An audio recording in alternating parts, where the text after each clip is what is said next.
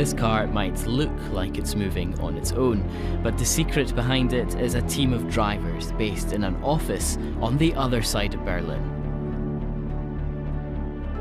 The idea behind VoxWave is that in a city you won't need to own a car, simply order one to be delivered to you whenever you need it. With VoxWave app, then the car is being remotely driven by the teledriver to the customer, so the customer doesn't need to search for the car, just get into the car on the driver's seat, drives themselves to the destination, and at the destination they just get out without the need to search for parking lot, etc. They just get out because the teledriver can then take over control and teledrives the vehicle to the next customers.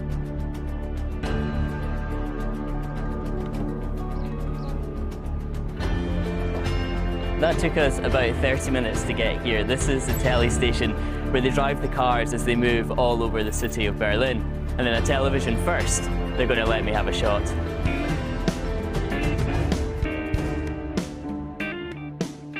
Alina is one of the drivers. She's moving a car around the streets of Berlin, controlled from here.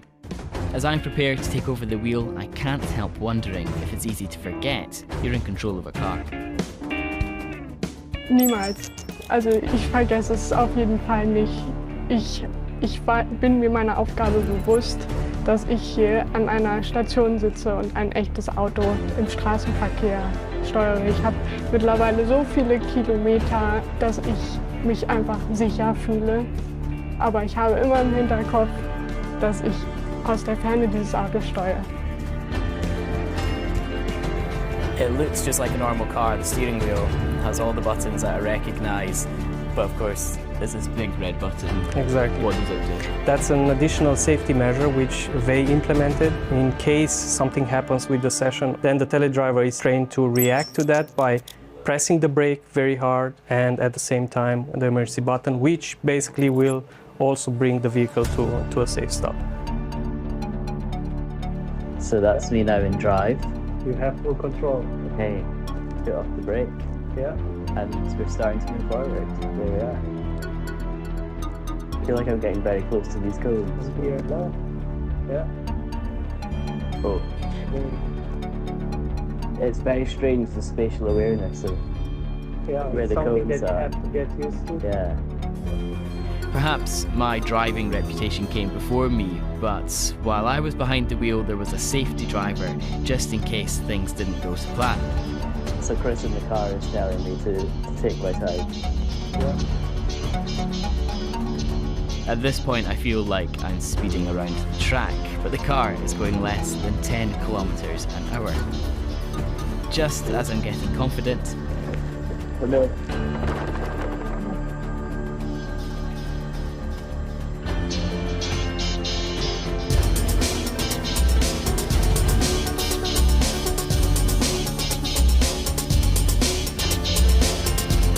I think I have a lot more training to do before I get let loose on the roads. Drivers here go through hours of training, including theory and practical. Controlling these cars relies on 4G and a signal between the car and the driver. We all, of course, have been there where we've not been able to get a signal for whatever we're doing. What happens if one of these cars loses a signal? Yeah. It's a very good question. What we have built is like that, as you know from your private experience, that some network providers in this one have better quality than the others. So what we're doing, we have redundancies, meaning we're not only relying on one network carrier, we have like 4 multiple carriers. So if one faults, we still have 3 and so on. And in the unlikely scenario that all drops, the vehicle detects this in real time and comes to a safe stop. And then depending whether they recover, we can resume operation. In Hamburg, in the north of Germany, VoxWave are the first company in the EU to have permission to run this tech on the roads with nobody in the car. You can imagine seeing a vehicle on public streets and there's no one inside. People, like, the reactions vary from disbelief to enthusiasm and excitement. And what we have learned is that they actually trust this technology when they understand there's actually a human that controls this vehicle and not a computer. And I think this is like very important because it also shows the opportunity and like paving the way towards an autonomous future, which we believe in. There are still hurdles to overcome, not least building trust in this tech. But as connectivity gets better, we could be seeing more remote control cars on our roads in no time.